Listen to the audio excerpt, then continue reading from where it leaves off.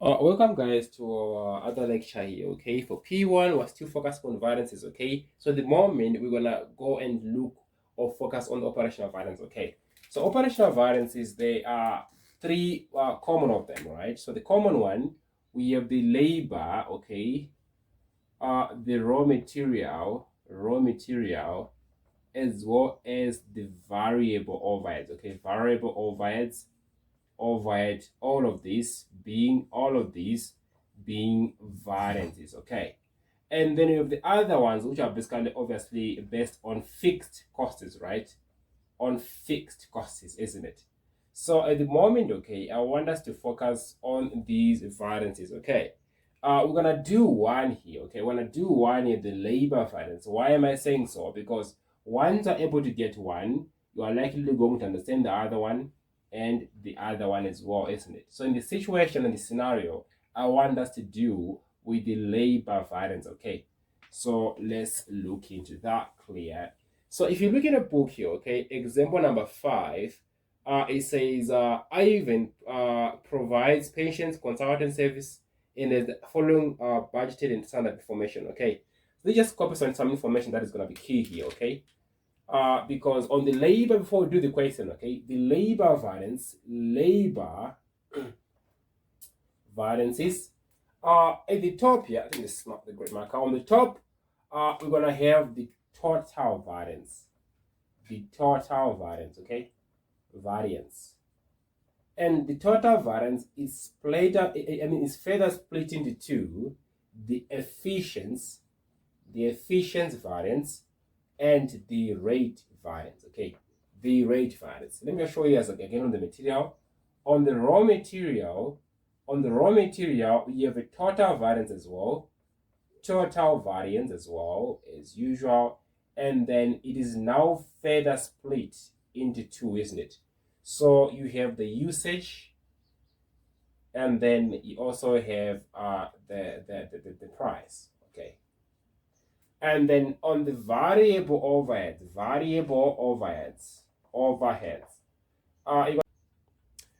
so we're gonna have the other one, okay, the variable overhead variance, okay, which is obviously further split into two as well, isn't it?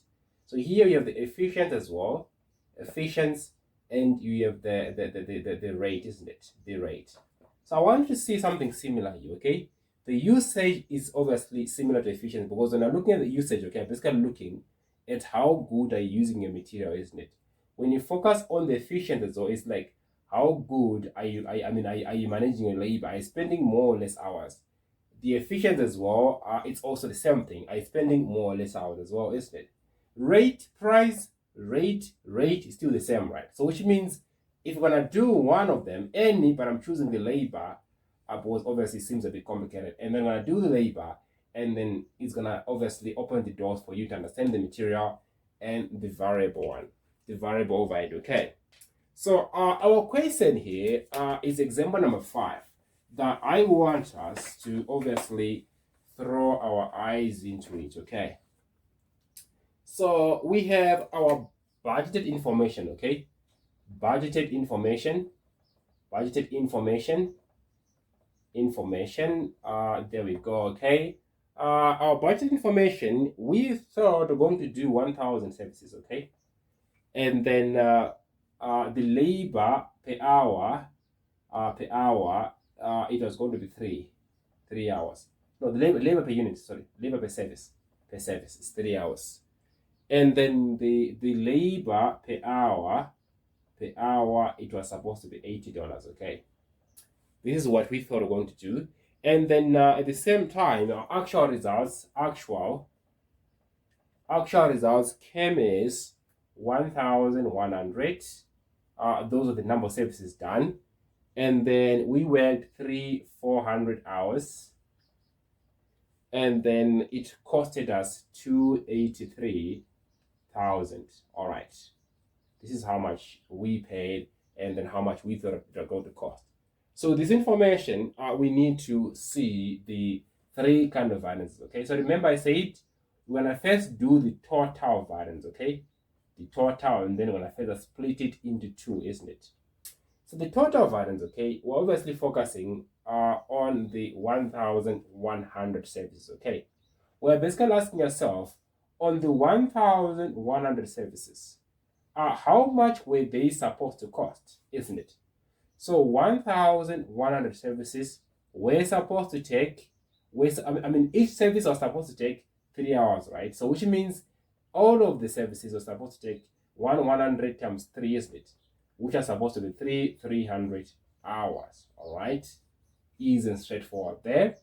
And then now asking yourself, on this 300 hours, how much were they supposed to cost? Gonna say 300 multiplied by 80, isn't it? To basically find out how much were we supposed to incur when it comes to this when it comes to this kind of to your services. So it's gonna be 300 by 80. It was supposed to cost us 264,000. It was supposed to cost us 264,000.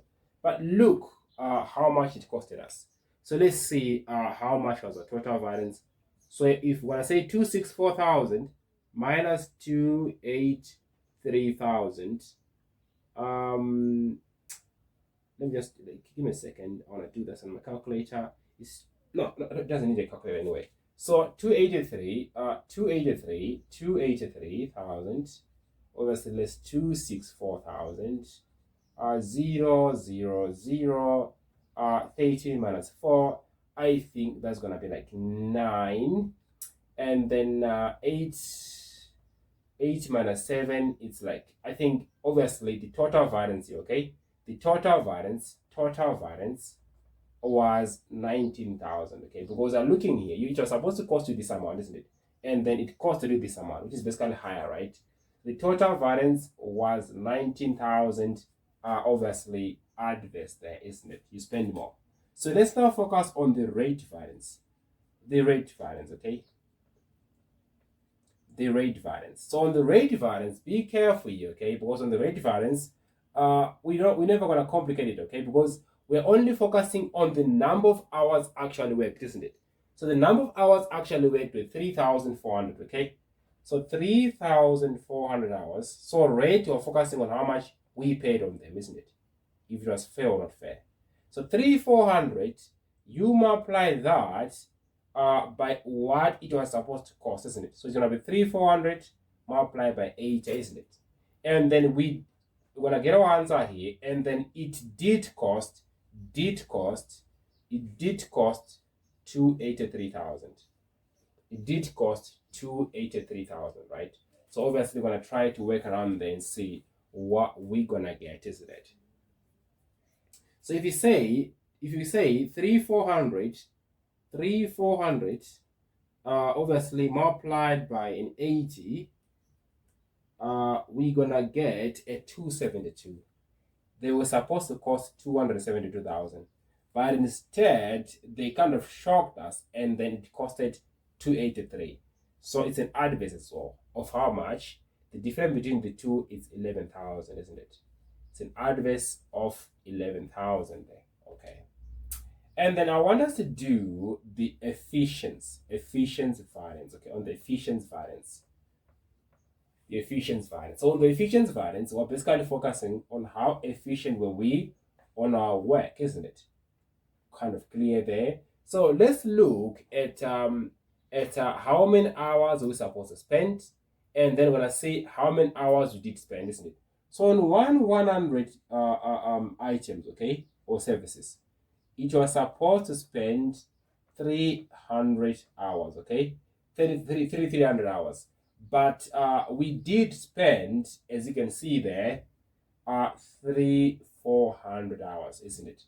So which means there's a bit of a variance there. There's a bit of variance there of 100 hours. 100 hours, if you turn to price by 80, your standard price. So 100 by 80, that's gonna be 8,000, isn't it? Again, it's an adverse variance. So here's the key triggers, okay? The rate and the efficiency must all add up to the total variance, isn't it? So there we go. There we go. We're gonna have our total here, okay, our rate and our efficiency, isn't it? So the total is 19,000, okay. The rate is 11,000, and then okay, this is the efficiency. The efficiency is 8,000.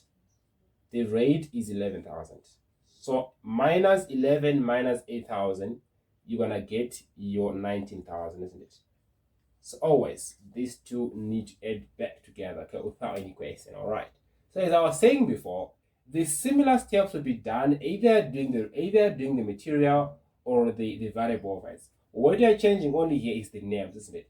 Because if it was material, obviously these were supposed to be kgs, isn't it? 3 kgs, all right? You get my point? These were supposed to be kgs as well. You get my point? So I'm only changing this part to put it to kgs. But the way you're doing it is still the same. Either material or the variable overhead, isn't it? You're only changing, like, you know, the hours and the kgs. Everything that I'm doing is still the same, isn't it? So as I said before, I was only going to do this variance, knowing that it's gonna give you a clue of what's gonna come next, isn't it? What you have to do next. Okay, see you in the next lecture. So in the next lecture, we're gonna kind of talk about a little bit on the fixed overhead variances, okay? And then we close the chapter.